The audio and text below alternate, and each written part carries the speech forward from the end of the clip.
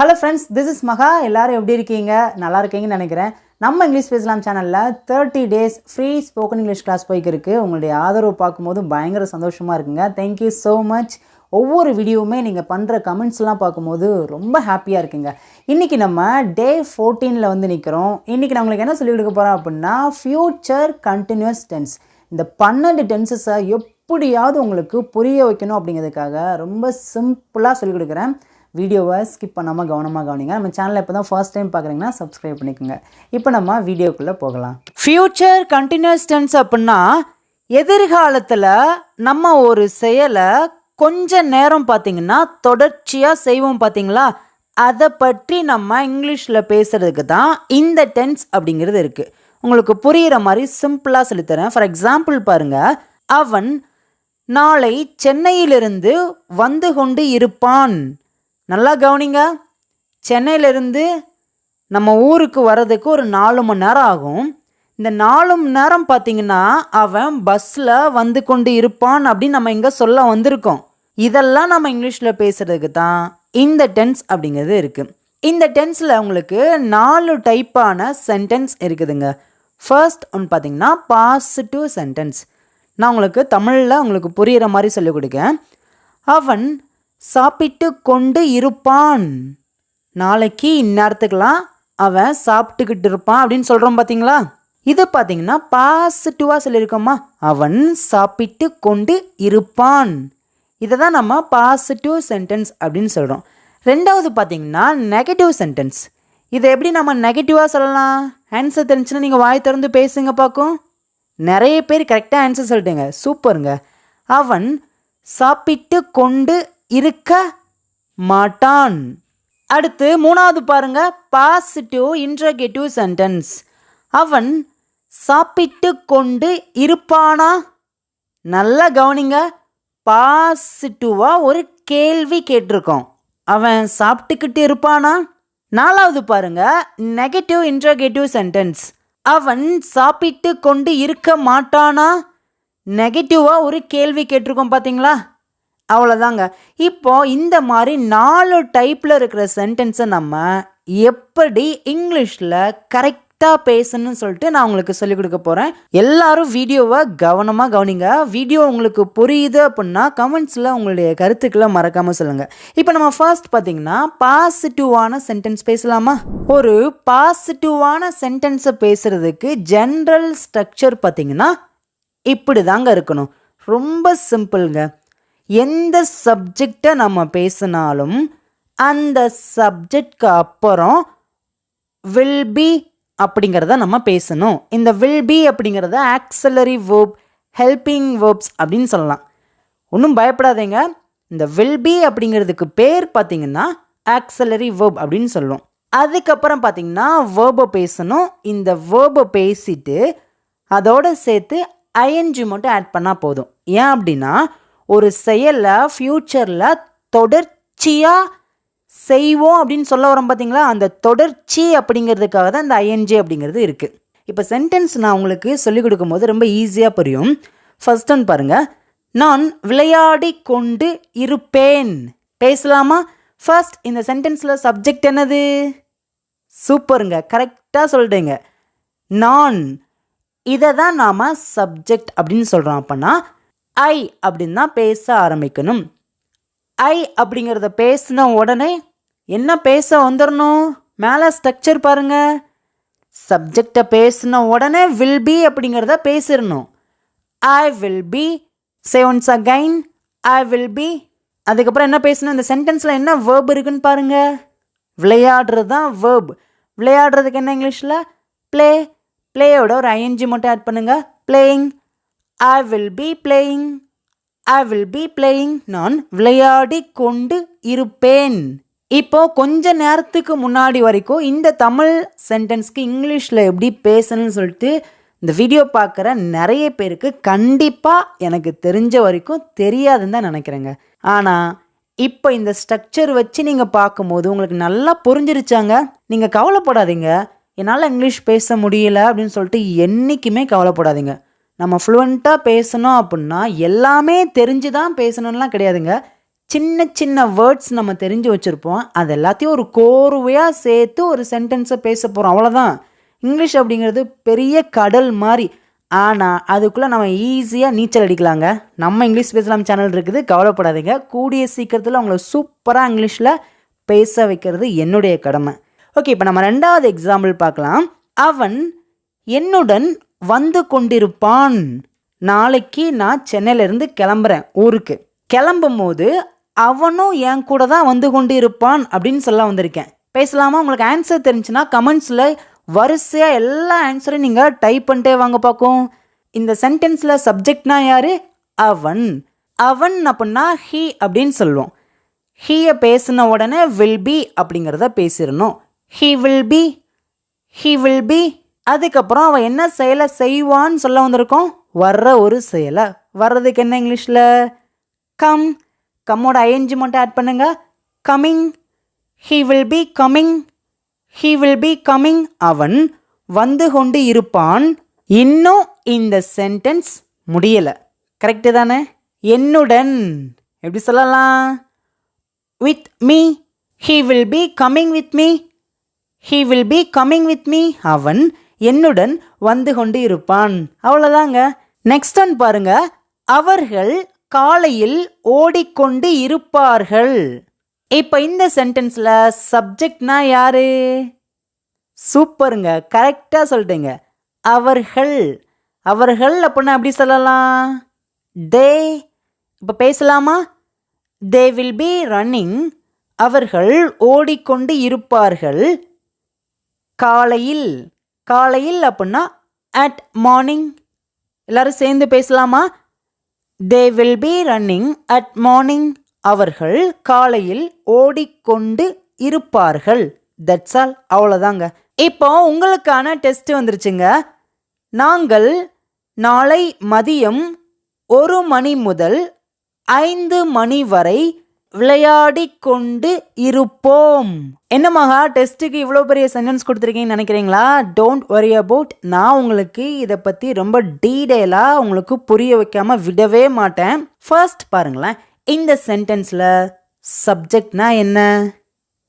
உங்களுக்கு ஆன்சர் தெரிஞ்சுன்னா கமெண்ட்ஸில் நீங்கள் வரிசையாக டைப் பண்ணிட்டே வரலாம். we will be playing. நாங்கள் விளையாடி கொண்டு இருப்போம். இன்னும் இந்த சென்டென்ஸ் முடியலை. எத்தனை மணிக்கு நம்ம விளையாடி கொண்டு இருப்போம்னு சொல்லியிருக்கோம்?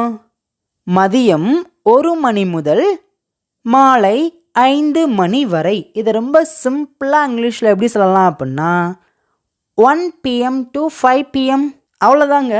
பார்க்க தமிழில் எவ்வளோ பெரிய சென்டென்ஸ் மாதிரி தெரியுது. சென்டென்ஸ் மேக் பண்ணுறதே கஷ்டம் மாதிரி தெரியும். ஆனால் இங்கிலீஷ் அப்படிங்கிறது நம்ம ஷார்ட்டாக படித்தாலும் ரொம்ப சிம்பிளாக நமக்கு புரியுங்க. இப்போ பேசலாமா? we will be playing 1 PM to 5 PM. இன்னும் இந்த சென்டென்ஸ் முடியலை. நாளை அப்படின்னு மென்ஷன் பண்ணிக்கோம் பார்த்தீங்களா? அது எப்படி சொல்லலாம்? டுமாரோ. எல்லாரும் சேர்ந்து பேசலாமா? they will be playing cricket 1 PM to 5 PM tomorrow. அவ்வளோதாங்க, முடிஞ்சு. இப்போ நம்ம ஃபியூச்சர் கண்டினியூஸ் டென்ஸில் ஒரு பாசிட்டிவான சென்டென்ஸை எப்படி பேசணும்னு சொல்லிட்டு ரொம்ப டீட்டெயிலாக பார்த்து முடிச்சாச்சுங்க. 2வது பார்த்தீங்கன்னா ஒரு நெகட்டிவான சென்டென்ஸை எப்படி பேசுறது பார்க்கலாமா? இதோட ஸ்ட்ரக்சர் ரொம்ப ரொம்ப சிம்பிளுங்க. இதுதாங்க. ஃபர்ஸ்ட் சப்ஜெக்டை பேசுகிறோம். சப்ஜெக்ட்னா 7 மட்டும்தான் இருக்குது. I, we, you, they, he, she it. இது எல்லாத்தையும் நாம் சப்ஜெக்ட் அப்படின்னு சொல்கிறோம். அதுக்கப்புறம் பார்த்தீங்கன்னா வில், நாட் பி அப்படின்னு பேசணும். இந்த வில்லுக்கும் பிக்கும் நடுவில் நாட் மட்டும் ஆட் பண்ணால் போதும். அதுக்கப்புறம் வேர்போட ஐஎன்ஜி பேசினா போதுங்க. இதோட ஸ்ட்ரக்சர் தெரிஞ்சிருச்சா? கொஞ்சம் அப்படியே சொல்லுங்க பார்க்கும். சப்ஜெக்டை பேசுகிறோம், அதுக்கப்புறம் வில் நாட் பி அப்படின்னு பேசுகிறோம், அதுக்கப்புறம் வேர்போட ஐஎன்ஜி ஆட் பண்ணி பேசுகிறோம். That's all. அவ்வளோதான். இப்போ நான் தமிழில் ஒரு சென்டென்ஸ் எழுதுகிறேன். நான் சமைத்து கொண்டு இருக்க மாட்டேன். ஃப்யூச்சரில் அது நாளைக்கா இருக்கலாம், நாளை கழிச்சா இருக்கலாம், இல்லைனா அடுத்த வாரமாக இருக்கலாம், அடுத்த மாதமாக இருக்கலாம், ஏன் அடுத்த வருஷமாக கூட இருக்கலாம். இங்கே சென்டென்ஸை கவனிங்க. நான் சமைத்து கொண்டு இருக்க மாட்டேன். ஃப்யூச்சரில் சமைக்கிற ஒரு செயலை தொடர்ச்சியாக ஒரு குறிப்பிட்ட நேரம் நான் செய்ய மாட்டேன் அப்படின்னு சொல்லியிருக்கோம். நெகட்டிவாக சொல்லியிருக்கோம் பார்த்தீங்களா? இப்போ இந்த கான்செப்ட்லாம் புரிஞ்சிருச்சா? இது எப்படி பேசலாம்? சப்ஜெக்ட் என்ன இந்த சென்டென்ஸில்? நான். நான் அப்படின்னா ஐ அப்படின்னு சொல்லுவோம். சப்ஜெக்டை பேசியாச்சு. அடுத்து என்ன பேசணும்? Will not B. அவ்வளோதான். எல்லாரும் சேர்ந்து பேசலாமா? I will not B, I will not B. இதுக்கப்புறம் வேர்போட ஐஎன்ஜி பேசுங்க. அவ்வளோதான். இங்கே என்ன வேர்ப் இருக்குது? வேர்ப் அப்படின்னா செயல் அப்படின்னு அர்த்தம். சமைக்கிற ஒரு செயலை. சமைக்கிறதுக்கு என்ன இங்கிலீஷில்? குக். இந்த குக் அப்படிங்கிற வேர்போட ஐஎன்ஜி மட்டும் ஆட் பண்ணுங்க. Cooking. I will not B cooking, I will not B cooking. நான் சமைத்து கொண்டிருக்க மாட்டேன். அவ்வளோதாங்க. இங்கிலீஷ்லாம் கஷ்டமே கிடையாது. இந்த 30 days முடியட்டும். நான் உங்களுக்கு ஸ்ட்ரெயிட்டாகவே இங்கிலீஷில் நிறைய விஷயங்களை சொல்லிக் கொடுக்க போகிறேன். I am always with you, don't worry about. Okay, இப்போ நம்ம 2வது சென்டென்ஸ் பார்க்கலாம். அவள் பாடிக்கொண்டிருக்க மாட்டாள். ஆன்சர் பண்ணுங்கள், கமெண்ட்ஸில் ஆன்சர் பண்ணுங்கள். டைப் பண்ணிட்டே வாங்க அல்லது வாயை திறந்து பேசுங்க. இது உங்களுக்கான வீடியோங்க, நீங்கள் தான் பேசணும். அவள் பாடிக்கொண்டிருக்க மாட்டாள். அவள் அப்படின்னா ஷீ அப்படின்னு சொல்லுவோம். சப்ஜெக்டை பேசியாச்சு. அதுக்கப்புறம் என்ன பேசணும்? வில் நாட் பி அப்படிங்கிறத பேசணும். She will not B, she will not B. அதுக்கப்புறம் வேர்போட ஐஎன்ஜி பேசுங்க. என்ன வேர்ப் இருக்குது? பாடுற ஒரு வேர்ப். பாடுறதுக்கு என்ன இங்கிலீஷில்? சிங். சிங்கோட ஒரு ஐஎன்ஜி மட்டும் ஆட் பண்ணுங்க. She will not B singing, she will not B singing. அவள் பாடிக்கொண்டு இருக்க மாட்டாள். 3வது பாருங்க. அவர்கள் விளையாடி கொண்டிருக்க மாட்டார்கள். நாளைக்கு சாயங்காலம் ஒரு 5 மணிக்கு அவங்க கிரவுண்டில் கிரிக்கெட் விளையாடிக்கிட்டு இருக்க மாட்டாங்க அப்படின்னு சொல்கிறோம். சொல்லுங்க பார்க்கணும். நம்ம ஷார்ட்டாகவே படிக்கலாங்க. இந்த 30 days பார்த்தீங்கன்னா ரொம்ப சிம்பிளாக தான் சொல்லிக் கொடுப்பேன். எல்லோரும் வாயை திறந்து பேசுங்க. They will not be playing, they will not be playing. அவர்கள் விளையாடி கொண்டிருக்க மாட்டார்கள். நெக்ஸ்ட் ஒன் பார்க்கலாமா? நாங்கள் அவனுடன் பேசிக் கொண்டிருக்க மாட்டோம். இப்போ இந்த சென்டென்ஸை பார்த்த உடனே இது ஃபியூச்சர் கண்டினியூஸ் டென்ஸ் தான் உங்களுக்கு தெரியுதா? ஃபர்ஸ்ட் நீங்கள் அதை நல்லா தெரிஞ்சிருக்கணுங்க. ஓகேங்களா? இப்போ பேசலாமா? நாங்கள், இதுதான் சப்ஜெக்ட். எப்படி பேசலாம்? நாங்கள் அப்படின்னா வி அப்படின்னு சொல்லுவோம். இப்போ வி அப்படிங்கிற சப்ஜெக்டை பேசின உடனே கண்ணை மூடிட்டு வில் நாட் பி அப்படிங்கிறத பேசிடுங்க. We will not be. Once again, we will not be. இப்போ இதுக்கப்புறம் என்ன பேசணும்? வேர்பை பேசி ஐஎன்ஜி பேசணும். என்ன வேர்ப் இருக்குது? பேசுறது. பேசுறதுக்கு என்ன? டாக். டாக்கோட ஒரு ஐஎன்ஜி மட்டும் ஆட் பண்ணுங்க. We will not be talking. நாங்கள் பேசி கொண்டிருக்க மாட்டோம். இன்னும் இந்த சென்டென்ஸ் கம்ப்ளீட் ஆகலை. யாருடன் பேசி கொண்டிருக்க மாட்டோம் சொல்லியிருக்கோம்? அவனுடன். அவனுடன் அப்படின்னா வித் ஹிம். அவனுடன். எல்லாரும் சேர்ந்து பேசலாமா? We will not be talking with him, we will not be talking with him. நாங்கள் அவனுடன் பேசிக்கொண்டிருக்க மாட்டோம். அவ்வளோதாங்க. ஓகே, இப்போ உங்களுக்கான டெஸ்ட். நாங்கள் குமாருடன் பேசிக்கொண்டிருக்க மாட்டோம். ரொம்ப சிம்பிளுங்க. ஆன்சர் பண்ணுங்க, கமெண்ட்ஸில் ஆன்சர் பண்ணுங்க பார்க்கும். ஃபர்ஸ்ட் பார்த்தீங்கன்னா வாயை திறந்து பேசுங்க. 2வது உங்களால் முடிஞ்சுன்னா கமெண்ட்ஸில் ஆன்சர் பண்ணுங்க. எல்லாரும் பேசலாமா? We will not be talking. நாங்கள் பேசிக்கொண்டிருக்க மாட்டோம். யாருடன்? குமாருடன். குமாருடன்னா எப்படி சொல்லலாம்? நிறைய பேர் கரெக்டாக ஆன்சர் பண்ணிட்டீங்க. With Kumar, with Kumar. எல்லாரும் சேர்ந்து பேசலாமா? We will not be talking with Kumar. நாங்கள் குமாருடன் பேசிக்கொண்டிருக்க மாட்டோம். அவ்வளோதாங்க. ஓகே ஃப்ரெண்ட்ஸ், இப்போ வரைக்கும் நம்ம ஒரு பாசிட்டிவ் சென்டென்ஸ், நெகட்டிவ் சென்டென்ஸ் எப்படி பேசுகிறதுன்னு பார்த்தாச்சு. 3வது பார்த்தீங்கன்னா பாசிட்டிவாக எப்படி ஒரு கேள்வி கேட்கலாம். இதை நம்ம நேர்மறையான கேள்வி வாக்கியம் அப்படின்னு சொல்லுவோம். எப்படி கேட்குதுன்னு பார்க்கலாமா? இதோட ஸ்ட்ரக்சர் பார்த்தீங்கன்னா இப்படி தாங்க இருக்கணும். ஃபர்ஸ்ட் பார்த்தீங்கன்னா வில் அப்படிங்கிற ஆக்சிலரி வேர்பை பேசிடணும். வில் அப்படிங்கிற ஆக்சிலரி வேர்பு பேசிட்டு அதுக்கப்புறம் சப்ஜெக்டை பேசுகிறீங்க. அதுக்கப்புறம் பி அப்படிங்கிற ஒரு வேர்டை பேசிட்டு வேர்போட ஐஎன்ஜி பேசணும். இப்போ நான் சென்டென்ஸ் எழுதுகிறேன், உங்களுக்கு ஈஸியாக புரியும். அவள் சமைத்து கொண்டு இருப்பாளா? இந்த சென்டென்ஸை பார்த்த உடனே இது ஒரு ஃப்யூச்சர் டென்ஸில் தான் இருக்குன்னு தெரிஞ்சிடுச்சு. ஆனால் தொடர்ச்சியாக இருக்குது. இப்போ எல்லாரும் பேச ஆரம்பிக்கலாமா? ஃபர்ஸ்ட் இதோட ஸ்ட்ரக்சர் பாருங்க. வில் அப்படிங்கிற ஆக்சிலரி வேர்பை பேசணும். வில் பேசியாச்சு. அதுக்கப்புறம் என்ன பேசணும்? சப்ஜெக்டை பேசணும். இங்கே என்ன சப்ஜெக்ட் இருக்குது? அவள். அவள் அப்படின்னா ஷீ அப்படின்னு சொல்லுவோம். ஷீ அப்படிங்கிறத பேசியாச்சு. இதுக்கப்புறம் பி அப்படிங்கிற ஒரு வேர்டை நம்ம பேசணும். நீங்கள் கேட்கலாம், வில் பி ஷீ அப்படி தானே வரணும்னு கேட்கலாம். அப்படி இந்த சென்டென்ஸில் ஸ்ட்ரக்சர் வராது. வில் அப்படிங்கிற ஆக்சிலரி வேர்ப் மட்டும்தான் கேள்வி கேட்குறதுக்கு முன்னாடி போகும். பி பார்த்தீங்கன்னா அங்கேயே தான் இருக்கணும். இது கிராமரோட ரூல்ஸ்னால இப்படி தான் இருக்கணும். புரிஞ்சிருச்சாங்க? Will she be. இப்போ இதுக்கப்புறம் என்ன பேசணும்? வேர்போட ஐஎன்ஜி பேசினா போதும். இங்கே என்ன வேர்ப் இருக்குது? சமைக்கிற ஒரு செயல். சமைக்கிறதுக்கு என்ன இங்கிலீஷில்? குக். குக்கோட ஒரு ஐஎன்ஜி ஆட் பண்ணுங்க. குக்கிங். எல்லாரும் சேர்ந்து பேசலாமா? Will she B cooking. Will she B cooking. அவள் சமைத்து கொண்டு இருப்பாளா? ரெண்டாவது பாருங்க, அவர்கள் சென்னைக்கு போய்கொண்டு இருப்பார்களா? நம்ம இதை பேச்சு வழக்கில் எப்படி பேசுவோம்? நாளைக்கெலாம் அவங்க சென்னைக்கு போயிட்டு இருப்பாங்களா பேசுவோம். பார்த்தீங்களா? இந்த சென்டென்ஸ்லாம் இங்கிலீஷில் பேசணும் அப்படின்னா இந்த ஸ்ட்ரக்சர் வச்சு தான் பேசணும். பேசுங்க. ஃபர்ஸ்ட் எதை வச்சு கேள்வி கேட்கணும்? வில். இந்த வில் அப்படிங்கிற ஆக்சிலரி வேர்போட யூசேஜ் என்ன அப்படின்னா, இந்த சென்டென்ஸில் இருக்கிற செயல் எந்த காலத்தில் இருக்குது அப்படிங்கிறத நமக்கு காமிச்சு கொடுக்கறதே இந்த வில் தான். புரிஞ்சிருச்சாங்க? ஓகே, இப்போ எல்லாரும் பேசலாமா? Will they be going to Chennai. அவர்கள் சென்னைக்கு, அங்கே சென்னைக்கு அப்படின்னு சொல்லியிருக்கோம் பார்த்தீங்களா? அதனால தான் டு சென்னை அப்படின்னு சொல்லியிருக்கோம். எல்லாரும் சேர்ந்து பேசலாம். Will they be going to Chennai. Will they be going to Chennai. அவர்கள் சென்னைக்கு போய் கொண்டிருப்பார்களா? அவ்வளோதாங்க, முடிஞ்சு. இப்போ உங்களுக்கான ஒரு டெஸ்ட் வந்துருச்சுங்க. நீங்கள் நாளை சென்னையிலிருந்து வந்து கொண்டிருப்பீர்களா? தமிழில் பார்க்கும்போது பெரிய சென்டென்ஸ் மாதிரி உங்களுக்கு தெரிஞ்சாலும், ஆனால் அதை இங்கிலீஷில் ஈஸியாக பேசலாங்க. அதுக்கு தான் நம்ம இங்கிலீஷ் பேசலாம் சேனல் இருக்குது. Don't worry about, I am always with you. நான் எப்போதும் உங்கள் கூட தான் இருக்கேன். உங்களுக்கு எப்போதும் சொல்லித்தர 24/7 I am always waiting for you. Okay, எல்லோரும் பேசலாமா? இதில் என்ன சப்ஜெக்ட் இருக்குது? நீங்கள். ஓகே, இப்போ நம்ம எதை வச்சு கேள்வி கேட்க ஆரம்பிக்கணும்? வில். எல்லாரும் பேசலாமா? Will you be coming. நீங்கள் வந்து கொண்டிருப்பீர்களா? எங்கே இருந்து? சென்னையில் இருந்து.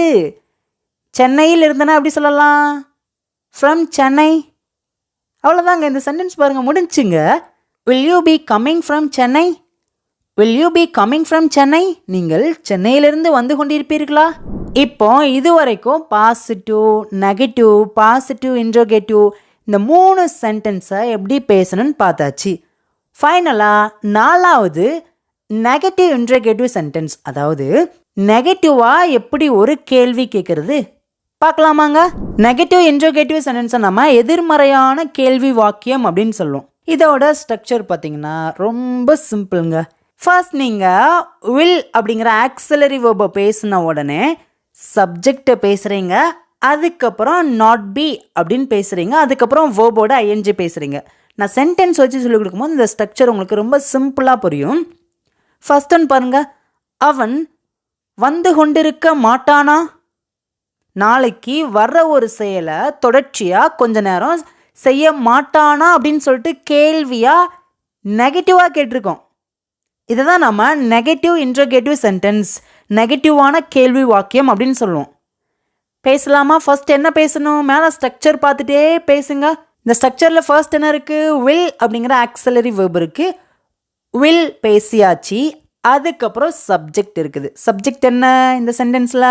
அவன். அவன் அப்படின்னா ஹீ. Will he. ஓகே, இதுக்கப்புறம் என்ன பேசணும்? Not be. Will he not be. அதுக்கப்புறம் வேர்போட ஐஎன்ஜி பேசணும். இங்கே என்ன வேர்ப் இருக்குது? வர்றது தான். வர்றதுக்கு என்ன இங்கிலீஷில்? கம். இந்த கம்மோட ஐஎன்ஜி மட்டும் ஆட் பண்ணால் போதும்.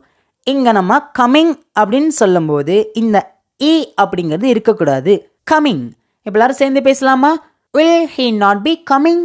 Will he not be coming. அவன் வந்து கொண்டிருக்க மாட்டானா? அவ்வளோதாங்க. இப்போ ரெண்டாவது பாருங்க, அவன் சென்னையிலிருந்து வந்து கொண்டிருக்க மாட்டானா? Will he not be coming from Chennai? Will he not be coming from Chennai? அவன் சென்னையிலிருந்து வந்து கொண்டிருக்க மாட்டானா? இப்போ இந்த சென்டென்ஸை இன்னுமே கொஞ்சம் பெருசாக எழுதுறேன் பாருங்களேன். அவன் நாளை சென்னையிலிருந்து வந்து கொண்டிருக்க மாட்டானா? ஒன்றுமே இல்லைங்க, அந்த நாளை அப்படிங்கிற வேர்டுக்கு மட்டும் இங்கிலீஷில் ஆன்சர் தெரியும் நம்ம எல்லாருக்குமே. எல்லாரும் பேசுங்க. Will he not be coming from Chennai tomorrow? பார்க்க பெரிய சென்டென்ஸ் மாதிரி தெரிஞ்சாலும் ஸ்ட்ரக்சரை வச்சு நல்லா புரிஞ்சு கற்றுக்குங்க. மனப்பாடம் பண்ணக்கூடாது.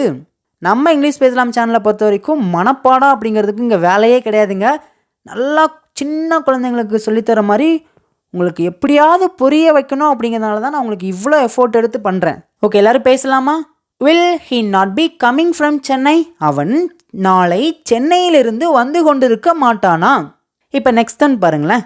அவள் நாளை பிரியாணி சமைத்து கொண்டிருக்க மாட்டாளா? Will she not be cooking biryani? எப்போ? நாளை. நாளை எப்போன்னு அப்படி சொல்லலாம்? tomorrow. Will she not be cooking biryani tomorrow? அவ்வளோதாங்க. இப்போ ஃபைனலாக உங்களுக்கான டெஸ்ட். குமார் கிரிக்கெட் விளையாடி கொண்டிருக்க மாட்டானா? இது உங்களுக்கான டெஸ்ட்டுங்க. நீங்கள் தான் ரெஸ்பான்சிபிளாக ஆன்சர் பண்ணணும். Will Kumar not be playing cricket? Will Kumar not be playing cricket? Okay friends, இப்போ உங்களுக்கு இந்த ஃபியூச்சர் கண்டினியூஸ் டென்ஸ் நல்லா புரிஞ்சிருச்சா? இப்போ ஃபைனலாக உங்களுக்கான டெஸ்ட் வந்துருச்சு. நான் எப்பயும் போல் 4 தமிழ் சென்டென்ஸ் எழுதியிருக்கேன். நீங்கள் என் கூட சேர்ந்து ஆன்சர் பண்ண போகிறீங்க. ஃபர்ஸ்ட் ஒன் பாருங்கள். அவள் சமைத்து கொண்டிருப்பாள். ஃப்யூச்சரில் சமைக்கிற ஒரு செயலை அவள் தொடர்ச்சியாக கொஞ்ச நேரம் செய்வா. அதை தான் இங்கே நம்ம சொல்லியிருக்கோம். எல்லோரும் சேர்ந்து பேச ஆரம்பிக்கலாம். அவள் அப்படின்னா she will be cooking. she will be cooking. அவள் சமைத்து கொண்டு இருப்பாள். இப்போ அவள் சமைப்பாள் அப்படின்னா அது வெறுமனே பார்த்தீங்கன்னா சிம்பிள் ஃபியூச்சர் டென்ஸில் வந்துடும். she will cook, அவ்வளோதான். ஆனால் இங்கே கவனிங்க, அவள் சமைத்து கொண்டு இருப்பாள். ஃப்யூச்சரில் ஒரு செயலை தொடர்ச்சியாக கொஞ்ச நேரம் செய்வாள் அப்படின்னு சொல்லியிருக்கோம். அதனால தான் இந்த இடத்துல will be அப்படின்னு சொல்லியிருக்கோம். she will be cooking. அவள் சமைத்து கொண்டிருப்பாள். இப்போ ரெண்டாவது பாருங்கள். அவள் சமைத்து கொண்டிருக்க மாட்டாள். எல்லாரும் சேர்ந்து ஆன்சர் பண்ணுங்க. ரொம்ப சிம்பிள் தான்.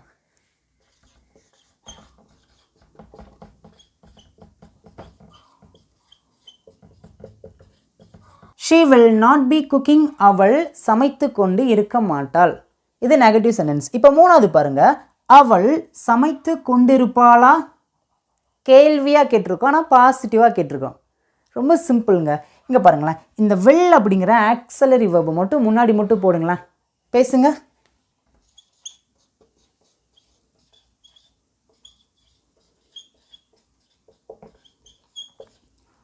will she be cooking? will she be cooking? அவள் சமைத்து கொண்டு இருப்பாளா? இங்கே கவனிங்க, இது பாசிட்டிவ் சென்டென்ஸ். இது பார்த்தீங்கன்னா பாசிட்டிவாக நம்ம ஒரு கொஸ்டின் கேட்டிருக்கோம். இந்த ரெண்டுக்கான டிஃப்ரெண்ட் ரொம்ப சிம்பிள் தான். இந்த will அப்படிங்கிற ஆக்ஸலரி வெர்ப் அப்படியே முன்னாடி வந்துருச்சு பாருங்கள். will வந்துருச்சா? அதுக்கப்புறம் பாருங்கள் சப்ஜெக்ட் she be cooking, ஃபைனலாக கொஸ்டின் மார்க். அவ்வளோதான். இப்போ நாலாவது பார்க்கலாமா? அவள் சமைத்து கொண்டிருக்க மாட்டாளா? நெகட்டிவாக கேள்வி கேட்டிருக்கோம். ரொம்ப சிம்பிள் தாங்க.